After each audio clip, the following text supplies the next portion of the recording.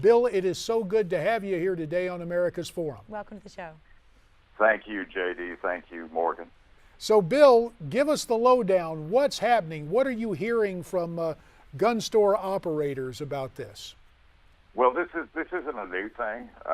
In late 2012, when this operation first fired up, the first big entity they went after was McMillan Brothers International, which is a manufacturer of high-end rifles for hunting.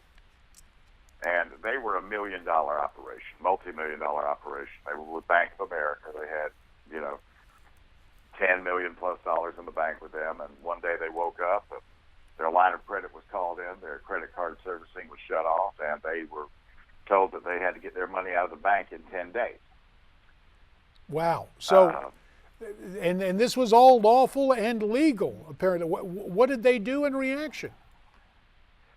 Well, they didn't really, in reaction, that the most inspiring part about McMillan Brothers, in reaction to that, when they publicized all this was happening and they found out that this was already happening in some of the mom and pop gun shops, and McMillan Brothers sold their very lucrative rifle manufacturing operation and started their own credit card servicing, financial service business geared towards the gun industry partners out there that were getting stepped on by the banks. Yeah, and at that time, everybody just thought it was the banks politicizing things. Mm-hmm. So they opened up, there was a market opportunity for them to set up their own financial service to fellow gun dealers and ammo manufacturers. Yes, sir. Now, Mr. Frady, let's talk a little about Operation Choke Point. How does that work? Yes. One more time, please. Operation Choke Point, can you tell us a little bit more about that? Operation Choke Point is a joint Department of Justice, Federal Trade Commission, FDIC operation where they look at the banks and find their clients, and they determine, based upon their industry, they decide to label them high risk. With the FDIC, this might put a little bit of a hit on their credit rating. With the banks, the DOJ launches a flurry of subpoenas and investigative inquiries.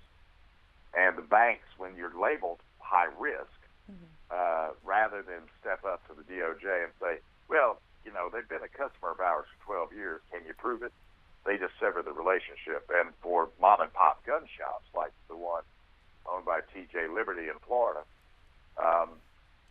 she was essentially shut down for 2 weeks while she had to wait for her funds to be released. They held on to that for 10 days because, quote unquote, she was high risk.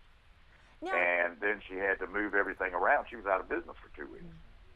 Should it be up to the financial institutions themselves to decide who's high risk based on things like assets, credit rating, rather than the type of business they're involved in?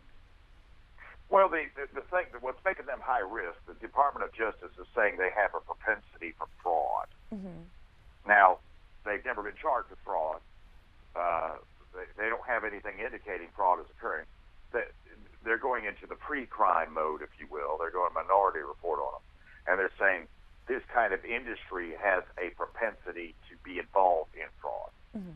So, Bill, as you've outlined... coming from the Department of Justice is sort of hilarious.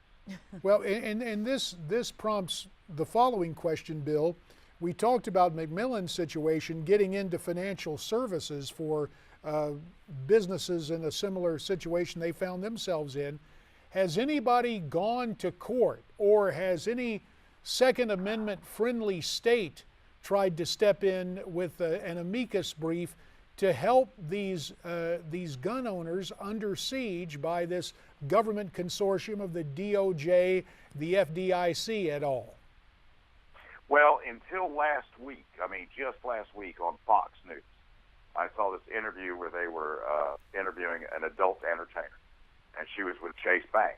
And she went in one day, and they frozen her accounts, they shut off her debit card, they turned off her credit card, and they told her that she was high risk and that they could no longer do business with her. And on Fox, they were saying, well, are you going to sue Chase Bank?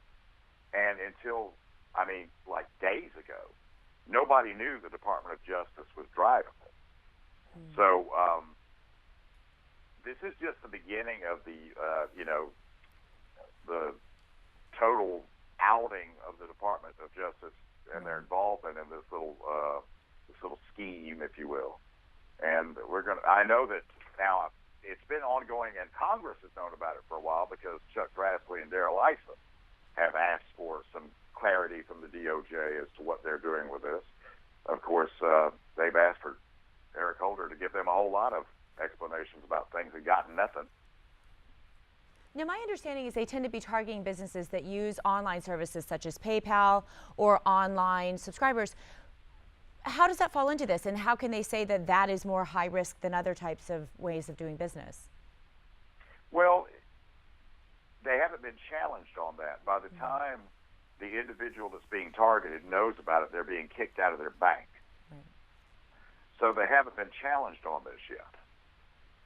And somebody's going to have to go in there. It's going to have to come from JD's old buddies in Congress to come in from the back, from the DOJ side, and attack that for that to stop, because the banks they're completely reactive to this.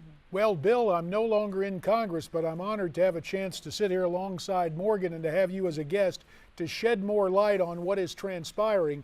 We appreciate your perspective. We hope you'll stay in touch with us. We look forward to having you back as we see how Second Amendment defenders and gun store owners and Second Amendment enthusiasts really try to stand up for their rights. Maybe we'll see economic boycotts, banking boycotts, but when we do take a look at this bill, Frady, we hope you'll come back and join us, okay? Roger that, JD. Thanks for having me. Pleasure talking to you, Morgan. You as well. Thank you. Bill Frady with his take on it, and we'd like to get your take. Why don't you email us or use Facebook or tweet to us at Newsmax TV, #America's Forum.